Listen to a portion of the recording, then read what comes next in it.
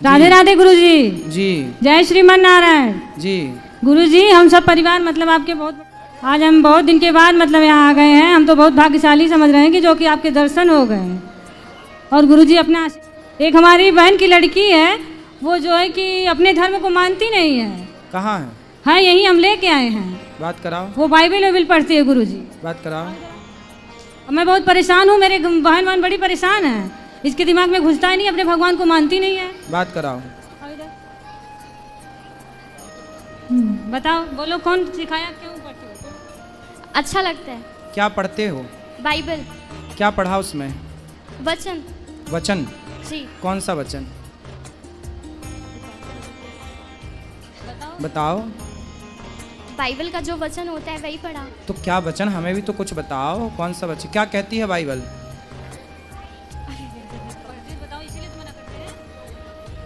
इसीलिए मना करते हैं गुरुजी, लेकिन ये मानती नहीं है। गीता पढ़ती हो बेटा? नहीं। गीता नहीं पढ़ती हो, बाइबल पढ़ती हो? जी। बाइबल पढ़ना बुरा नहीं है, हर अच्छी पुस्तक पढ़नी चाहिए, लेकिन पहले अपने धर्म ग्रंथ को जानो। आप पहले अपने को जानोगे तब ना दूसरे को जान पाओगे। जो अपने को नहीं जानेगा वो दूसरों को क्या जानेगा। आप यदि अपने को नहीं जान पाए और दूसरों को जाने तो आप अपना अस्तित्व मिटा बैठेंगे। पहले गीता पढ़ो, गीता पढ़ लो, अपने धर्म से जुड़ी बातें जो अच्छी हैं। बाइबल पढ़ते हैं आप, बाइबल भी पढ़िए, कुरान भी पढ़िए, कोई बुराई नहीं है, लेकिन पहले गीता पढ़ो। अपने धर्म को जानने के बाद फिर देखो कि दुनिया का कौन सा धर्म श्रेष्ठ है। अपने धर्म को जानो, फिर देखो कि बाइबल में क्या लिखा है, गीता में क्या लिखा है, और दोनों की बातें मैच करो, किसकी बातें श्रेष्ठ हैं। ठीक है जी। पढ़ना बुरा नहीं है, खूब पढ़ना चाहिए, पर यह देखना चाहिए सनातन धर्म कितना श्रेष्ठ है। आप सनातन धर्म को श्रेष्ठ मानते हैं कि नहीं? मानती हूँ। और क्रिश्चियन धर्म को? बिल्कुल खुल के बात कीजिए, जो अच्छा लगे वो बोलिए, जो आप फॉलो करती हैं वो भी अच्छा लगता है। ठीक है, अच्छा है, बुरा नहीं है। क्या अंतर है दोनों में?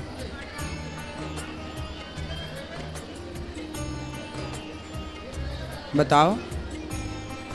तुलनात्मक दृष्टि तो होनी चाहिए। ये बताओ, सोना और चांदी, ये दोनों का भाव एक है कि अलग अलग है? अलग अलग। क्या चांदी कभी सोने के भाव बिक सकती है? तो सोने और चांदी की तुलना कोई एक सी करे तो वो समझदार है या बेवकूफ़ है? बेवकूफ़ हैं? बेवकूफ़। फिर आप तुलना करो कि हिंदू सनातन धर्म और क्रिश्चियन, ये इन दोनों में तुलना करो। हिंदू कहाँ ऊपर है, कहाँ नीचे, क्रिश्चियन कहाँ ऊपर कहाँ नीचे। तुलनात्मक दृष्टि तो होनी चाहिए ना। तुलना करो, बताओ मेरे को कौन श्रेष्ठ है? हिंदू। हिंदू। किस मामले में श्रेष्ठ है? क्या अच्छाई है हिंदू के अंदर?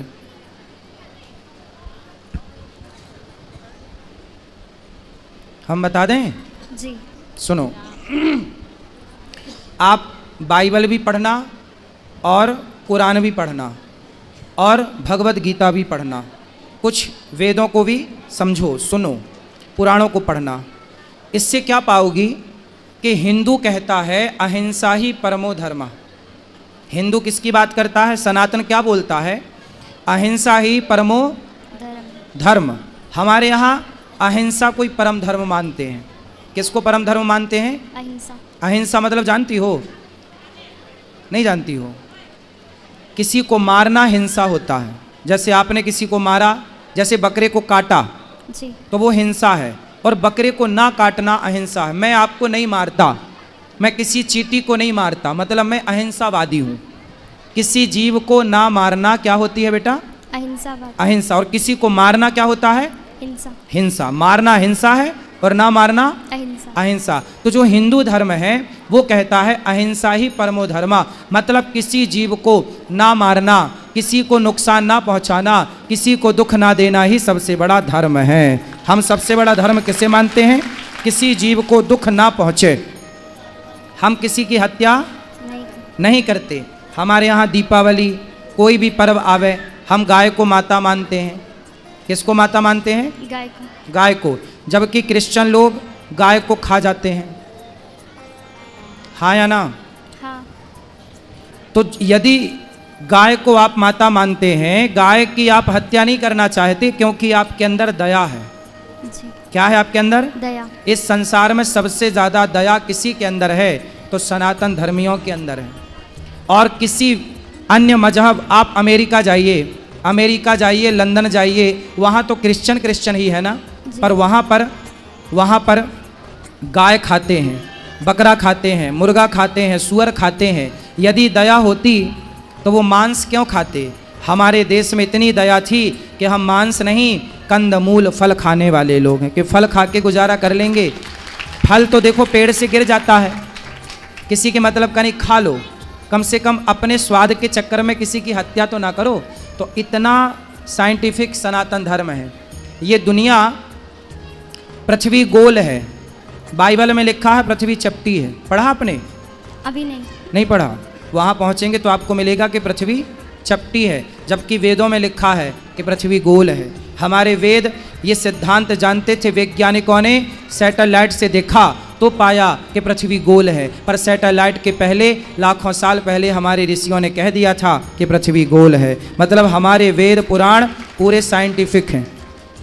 बाइबल आज भी कहती है पृथ्वी चपटी है, जबकि साइंस नकार चुका है। हमारे धर्म ग्रंथ कहते हैं पृथ्वी गोल है। हमारे धर्म ग्रंथ वही कहते हैं जो आज साइंस कहती है, जो आज का विज्ञान कहता है। समझ में आई? जी। सब कुछ पढ़ना, पर अपने धर्म ग्रंथों को भी पढ़ना। जी। जब पढ़ लेना तो एक तुलना करना, किसी के कहने से कुछ ना करना। कोई कहे जी कि क्रिश्चियन धर्म श्रेष्ठ है, कोई कहे जी हिंदू धर्म श्रेष्ठ, नहीं, मेरे कहने से ना मानो, किसी तीसरे के कहने। आप खुद बुद्धिमान हो, तुलना करो, बारीकी से समझो। बेटा ये बातें जो हम बोल रहे हैं ना, तुलनात्मक दृष्टि, ये इतने जल्दी समझ में नहीं आती चीज़ें। आप लोग तो भोली बुद्धि के होते हैं, जिसने जैसा बोल दिया आपको वैसा लगने लग जाता है। लेकिन आपको पढ़ना चाहिए अपने पुराणों को, सत्संग करना चाहिए, कुछ सीखना चाहिए, फिर आप तुलना करेंगे, पढ़ेंगे तो बहुत अच्छा लगेगा आपको। ठीक है? तो आप कहीं क्रिश्चियन चर्च में भी जाती हो क्या? जी, एक बार गई थी। तो क्या देखा वहाँ, क्या पाया वहाँ? वहाँ पे ऐसे ही सब वचन पढ़ते हैं और प्रेयर करते हैं। माइक पास में लो ना। वहाँ पे सब ऐसे ही वचन पढ़ते हैं और प्रेयर करते हैं। क्या प्रेयर करते हैं? मुझे पूरी नहीं आती, थोड़ी बहुत आती है। जितनी आती उतना बताओ। अब वो उनके सामने जाके और वो बाइबल का एक वचन रखते हैं और उसको बोलते हैं। कौन सा वचन बोल के बताओ। क्या ही धन्य है वह पुरुष जो दुष्ट की युक्ति पर नहीं मार्ग में खड़ा होता है, न ठट्ठा करने वाली की मंडली में बैठता है, परंतु वह तो यहोवा की व्यवस्था से प्रसन्न रहता है, व्यवस्था पर रात दिन ध्यान करता है। वह उस वृक्ष के समान है जो बहती नालियों के किनारे लगाए गए और अपने ऋतु में फैलते हैं, जिसके पत्ते कभी मुरझाते नहीं। इसलिए जो कुछ वह पुरुष करे वह सफल होता है। दुष्ट लोग ऐसे नहीं होते, उस भूसी के समान होते हैं जो पवन से उड़ाई जाती है। इस कारण दुष्ट लोग में अदालत में स्थिर न रह सकेंगे, न पापी धर्मी की मंडली, क्योंकि यह धर्मियों का मार्ग जानता है, परंतु दुष्टों का मार्ग नाश हो जाएगा। क्या मतलब हुआ इसका? क्या सीख मिली इससे आपको? बताओ।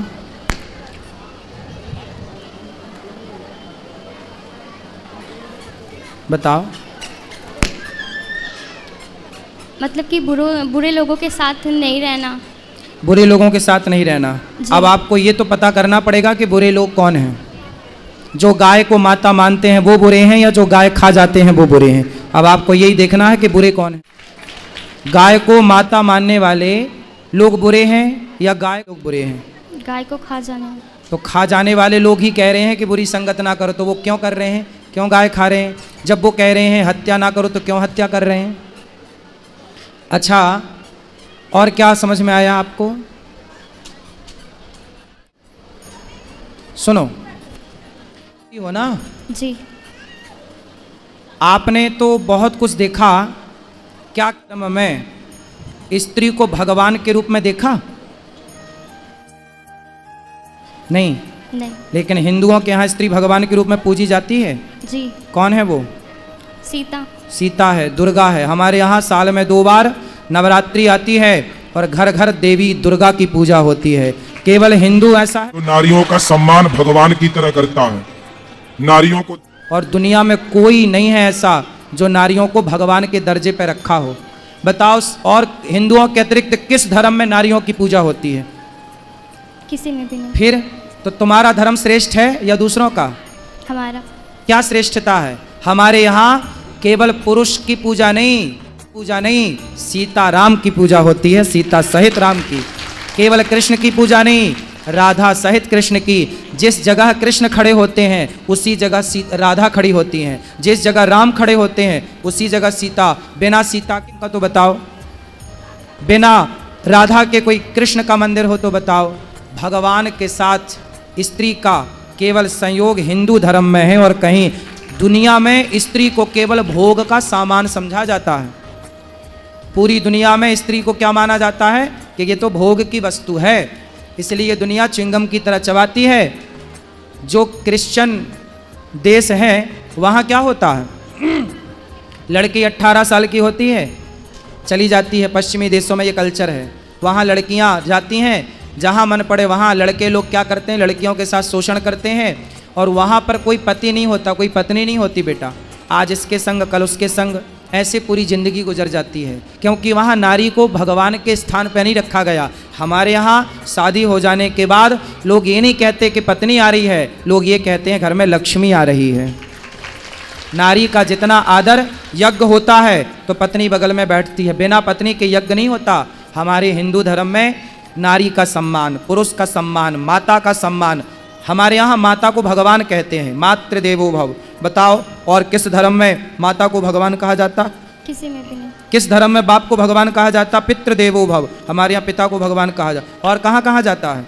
जिस धर्म में माँ भगवान हो, पिता भगवान हो, पत्नी भगवान के तुल्य हो, वो धर्म सबसे श्रेष्ठ है बहन। इसलिए भारत विश्व गुरु था, क्योंकि भारत जो सिखाएगा दुनिया में कोई ना सिखा पाएगा। इसलिए तुम बाइबल पढ़ो, बुराई नहीं है, पर अपने धर्म को पहले जानो, अपनी संस्कृति को पहचानो पहले, फिर पढ़ो। सबको पढ़ना चाहिए कि भाई सबके ग्रंथों में क्या लिखा हम भी तो जाने, पर पहले अपना तो जान लो बेटा।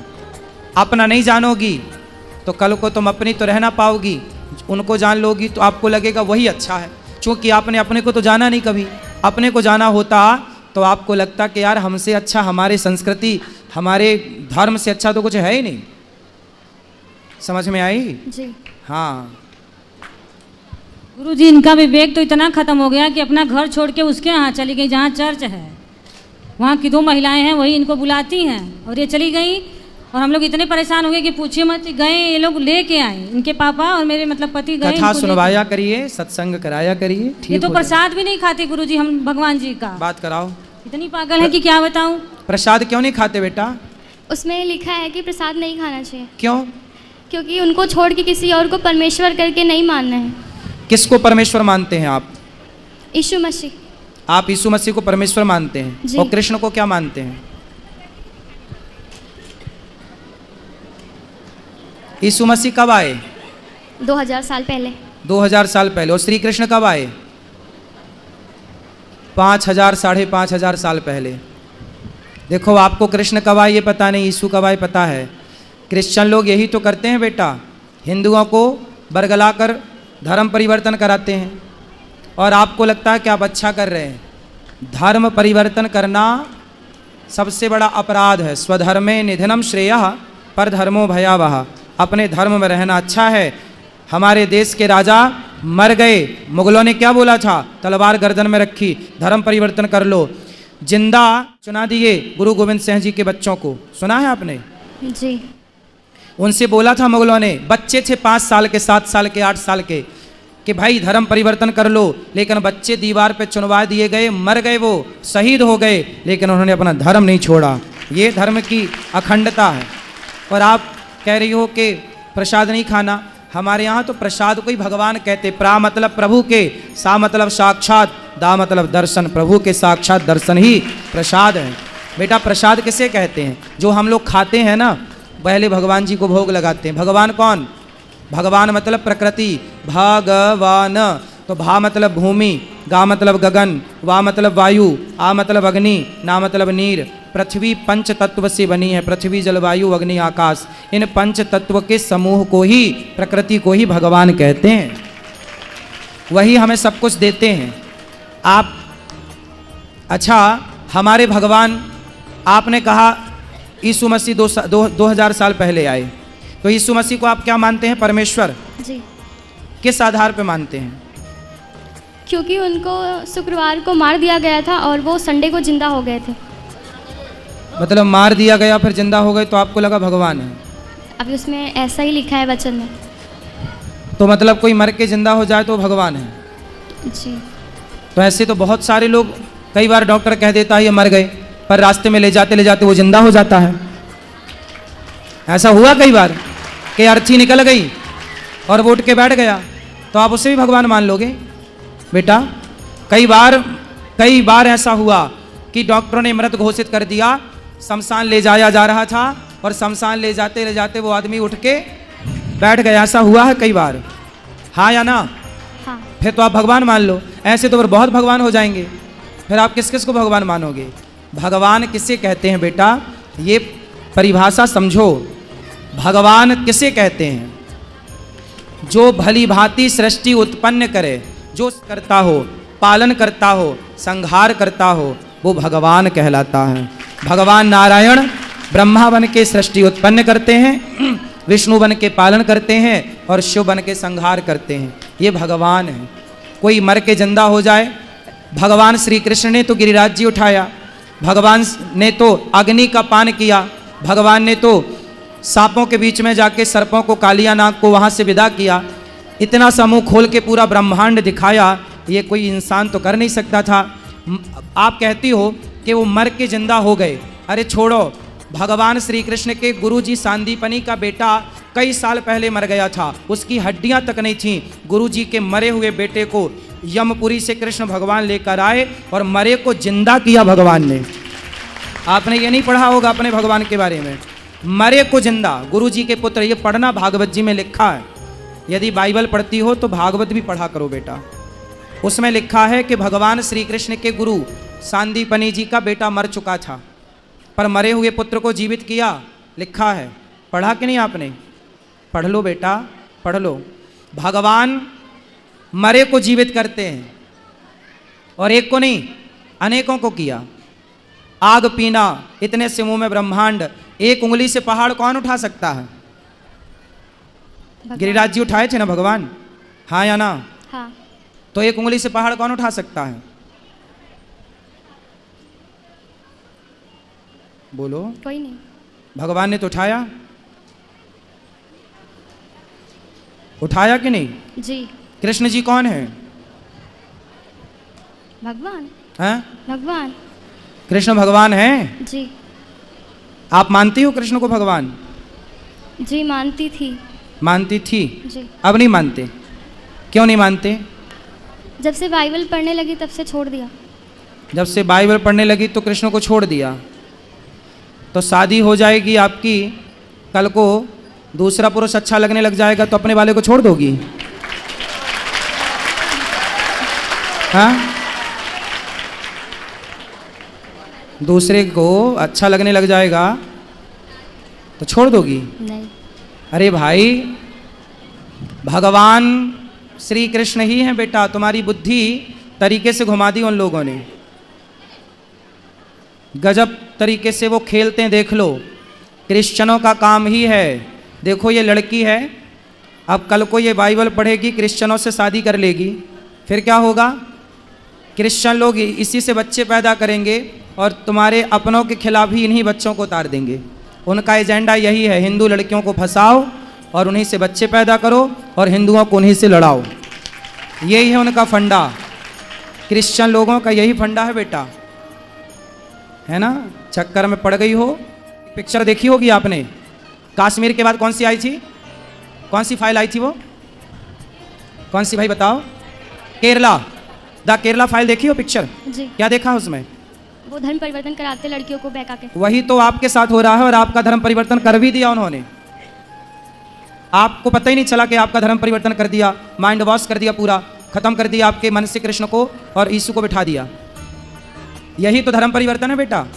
यही जब हुआ तब द फाइल्स, कौन सी फाइल? केर फाइल्स मूवी बनी। तो ये केरला मूवी में जो दिखाया गया है वो बिल्कुल सत्य घटना है। लड़कियों का ऐसे ही माइंड वॉश किया जाता है जैसे आपका हो चुका है। आप समझ लो अपनी माँ की, अपने धर्म को जानो बेटा, बहुत गलत राह पर चली जाओगी।